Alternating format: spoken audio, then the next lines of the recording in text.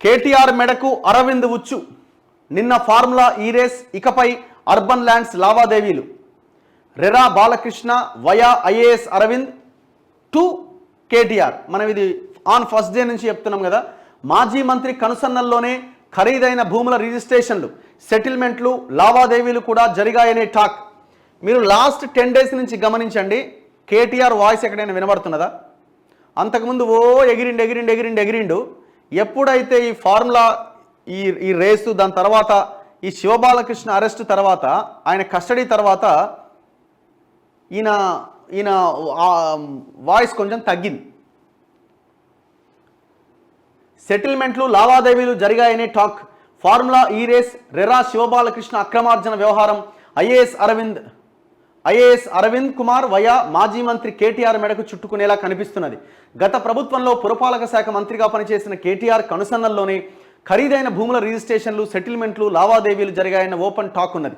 ఆ శాఖకు మంత్రి అయినా డిఫాక్టో సీఎంగా వ్యవహరించారన్న ఆరోపణలు కూడా గతంలో ఉన్నాయి.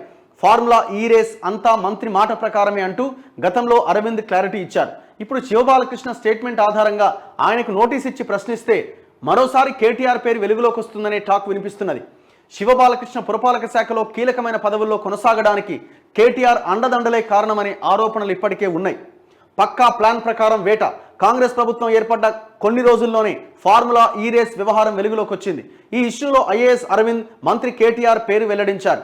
వెంటనే ప్రభుత్వం అరవింద్ను పురపాలక శాఖ స్పెషల్ చీఫ్ సెక్రటరీ బాధ్యతల నుంచి తొలగించి విపత్తు నిర్వహణ విభాగానికి బదిలీ చేసింది. స్పష్టమైన వివరణ ఇవ్వాలంటూ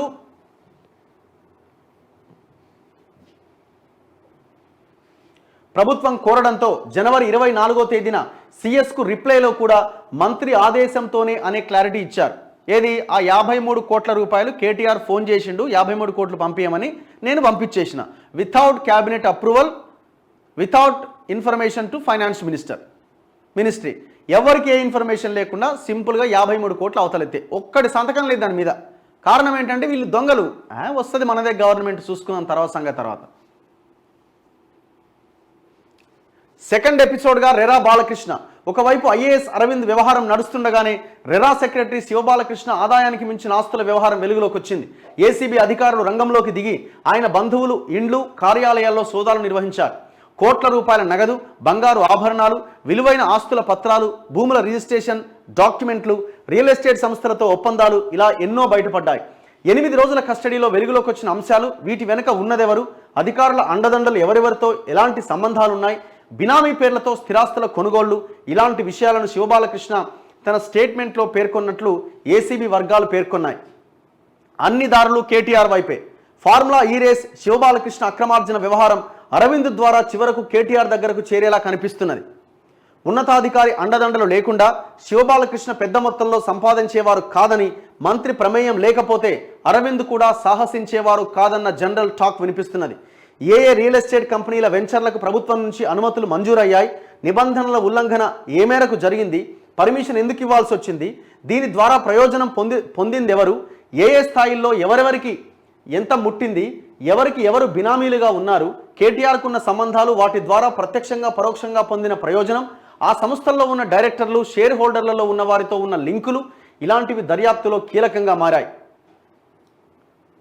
ఎన్నికల ప్రచారంలోనే రేవంత్ కామెంట్లు. అసెంబ్లీ ఎన్నికల ప్రచారం టైంలోనే పీసీసీ చీఫ్గా ఉన్న రేవంత్ రెడ్డి సంచలన ఆరోపణ చేశారు. హైదరాబాద్ చుట్టుపక్కల ప్రాంతాల్లో సుమారు 10,000 ఎకరాల భూమి కబ్జాకు గురైందని, మంత్రి కేటీఆర్ సహా కల్వకుంట్ల కుటుంబం దోచుకున్నదని ఆరోపించారు. అసలు యాక్చువల్గా మీరు చూడండి, శివబాలకృష్ణ సంపాదించిన సొమ్ము దాదాపు వాడు 1000 కోట్లకు పైన సంపాదించిందని అంటున్నారు. మార్కెట్ వాల్యూ ప్రకారం వాడికి ఉన్న ఆస్తుల విలువని లెక్క కడితే.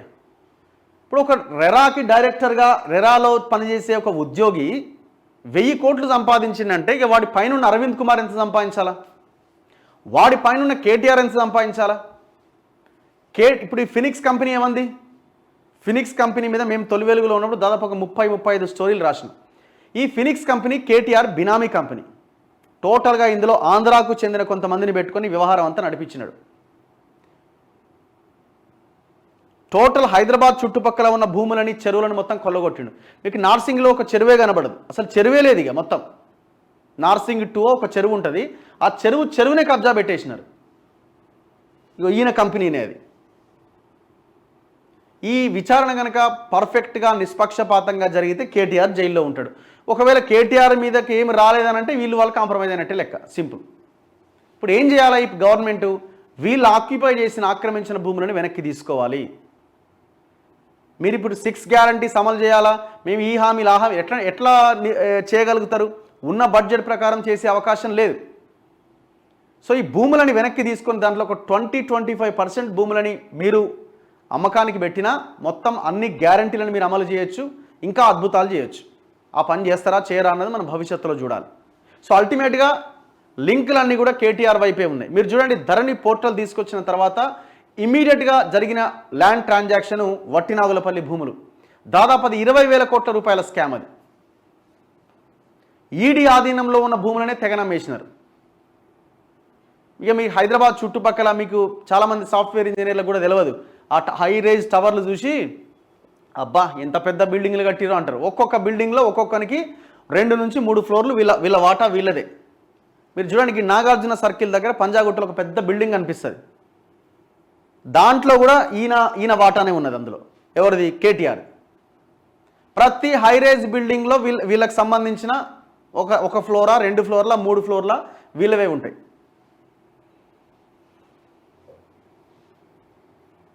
ఇది ఎంతవరకు ఈ విచారణ జరుగుతుందో మన భవిష్యత్తులో చూడాలిగా.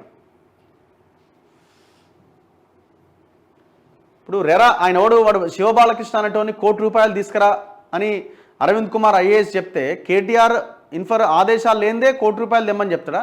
ఇట్లా వాడు 10 కోట్ల రూపాయలు ఇచ్చిండట. అంటే 10 కోట్ల రూపాయలు కేవలం అరవింద్ కుమార్కే ఇచ్చిండా? కేటీఆర్కి ఏం తెలియదా? ఇది మనం నమ్మాలా?